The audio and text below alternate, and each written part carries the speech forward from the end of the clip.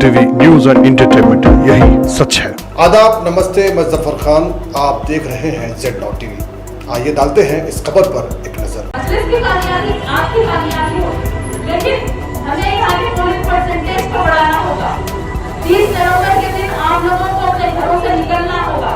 हमारे इत्तेहाद के लिए, हमारी ताकत के लिए, हमारे वजूद के लिए, हमारी शिनाख्त के लिए, यहाँ की तरक्की के लिए, अमन के लिए आपको मजलिस को वोट देना होगा। हिंदुस्तान के कोने कोने में जा रहे थे, वहाँ के गरीब, मजलूम और माइनॉरिटीज को हक दिलाने, उनका साथ दें। उन्होंने अपनी पूरी जिंदगी कौम मिल्लत और इंसाफ के लिए मकसद दी, तो हम सबको चाहिए कि हम उनका साथ दें। जब हैदराबाद मजलिस का किला है, तो हैदराबाद को और मजबूत होना होगा। यहाँ की ताकत पहचानने की जरूरत है। हमको पहले से ज्यादा मुत्तहिद और मुनज़्ज़म होना होगा। और जितना नुकसान मुसलमानों का बीजेपी ने किया है, उतना ही नुकसान मुसलमानों का कांग्रेस ने किया है। जो मुसलमानों के खिलाफ कानून लाए गए, उस पर कांग्रेस का बराबर का हाथ है। तो यहाँ पे बीजेपी की आएगी, कांग्रेस की आएगी, चाहे चौकीदार हो या दुकानदार हो, हमें सबको जवाब देना है और सबको हराना है। आज पूरे मुल्क में मजलिस इत्तेहादुल मुस्लिमीन अपनी एक अलग सियासी नाम रखती है। नकीब मिल्लत असदुद्दीन ओवैसी साहब पार्लियामेंट में न सिर्फ हैदराबाद बल्कि पूरे हिंदुस्तान के माइनॉरिटीज की आवाज बन चुके हैं। और मजलिस के नुमाइंदे सिर्फ हैदराबाद ही नहीं बल्कि बिहार और महाराष्ट्र में भी है। लेकिन आज हमारे मुल्क में फिरकापरस्ती उरूज पर है। माइनॉरिटीज पर, मुसलमानों पर दिन ब दिन जुल्म बढ़ता जा रहा है। कभी मुसलमानों की मॉब लिंचिंग होती है, तो कभी मुसलमानों के घरों पर बुलडोजर चलाया जाता है।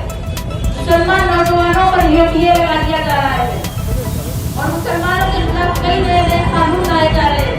अगर हम दूसरे स्टेट में देखें तो कभी हिजाब बैन करते थे, कभी अज़ान बैन करते थे, कभी हलाल खाने से तकलीफ, और हम कभी दूसरे स्टेट में देखें तो कभी कोई नमाज पढ़े तो भी उसके ऊपर केस बुक हो जा रहा।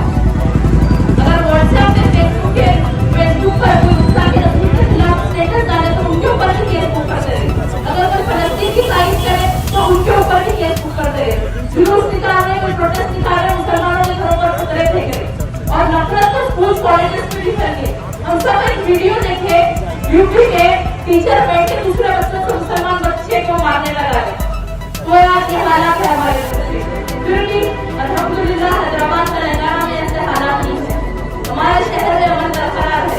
हम यहाँ शान और फख्र से रहते हैं और यहाँ की हुकूमत की जानिब से माइनॉरिटीज के लिए काम भी किए जा रहे हैं। और यकीनन ये मजलिस इत्तेहादुल मुस्लिमीन की बदौलत है।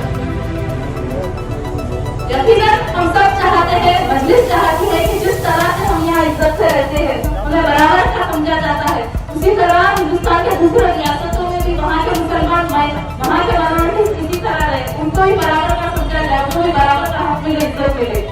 और इसीलिए आज असदुद्दीन ओवैसी साहब हिंदुस्तान के कोने कोने में जा रहे हैं, वहाँ के गरीब, मजलूम और माइनॉरिटीज को हक दिलाने, उनका साथ दें।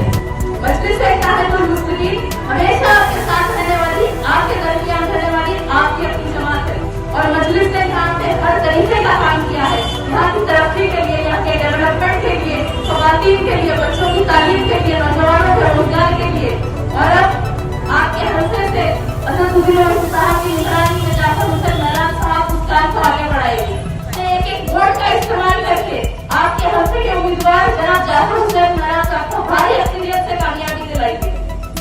इसी तरह के तमाम अपडेट्स, प्रोग्राम्स और एंटरटेनमेंट और दीगर तमाम मालूमात के लिए हमारे इस चैनल Z टीवी को YouTube पर सब्सक्राइब करें, फेसबुक, इंस्टा पर फॉलो जरूर करें। याद रखिए, Z टीवी यही सच है।